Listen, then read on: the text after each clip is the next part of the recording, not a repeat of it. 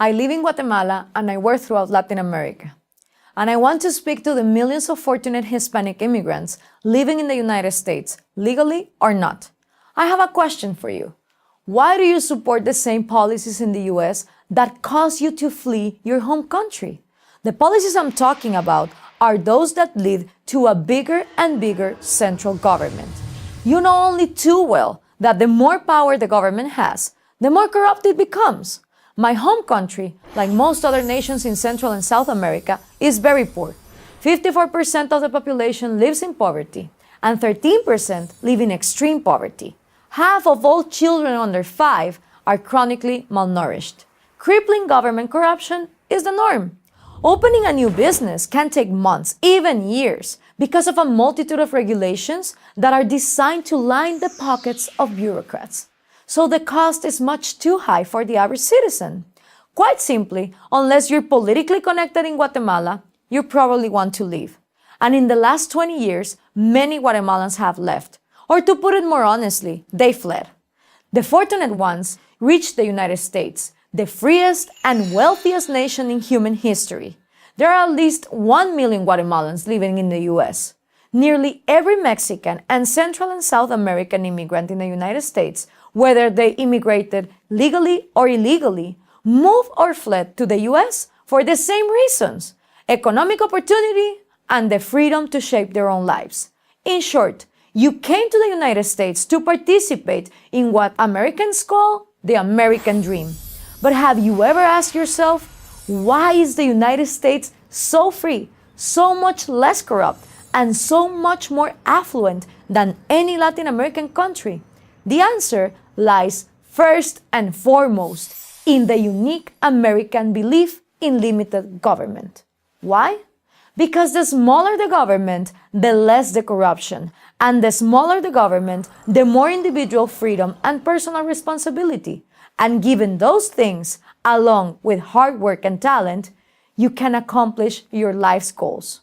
So back to my question, why would you support policies that keep expanding the power of the government when they are the very policies that doom your home countries? Is it because you think that when Democrats offer you free stuff, it means they really care about you? Do you think that when Republicans talk about enforcing immigration laws, it means they are going to send you back? Let's be honest. You didn't come here for free stuff. You came for the economic opportunity that allows you to work and earn. And of course, a nation has an obligation to enforce its borders. Certainly, every country in Central and South America does. In fact, much more so than the US. Perhaps you believe that your home country is poor not because of failed socialism and corrupt big government, but because of issues unrelated to ideology. Not enough natural resources, imperialism, and so on. Or worse, you believe that the US has gotten rich on the backs of poor nations. But these narratives are false. There are many nations blessed with abundant natural resources that are poor.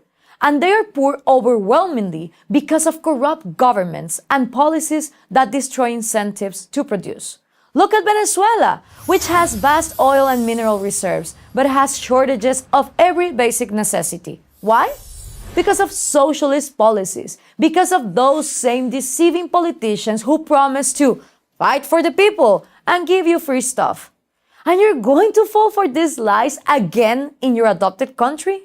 Do you think by electing politicians who will fight for the people, fight for social justice, and raise taxes on the 1% who are exploiting the wealth of the 99% that you will get ahead?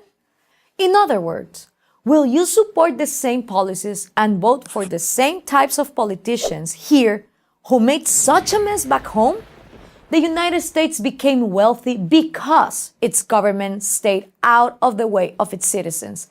The more power you give to the government, the less power you have to control your own life.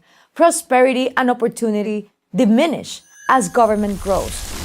So why did you, like so many of my fellow Guatemalans, come to the US?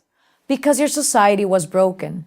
You chose to make a new life in the United States. You could have gone to another Latin American country with a similar culture and the same language as your home country, but you didn't. Because the United States is different. Please, help keep it that way. I'm Gloria Alvarez, author of The Populist Deception for Prager University.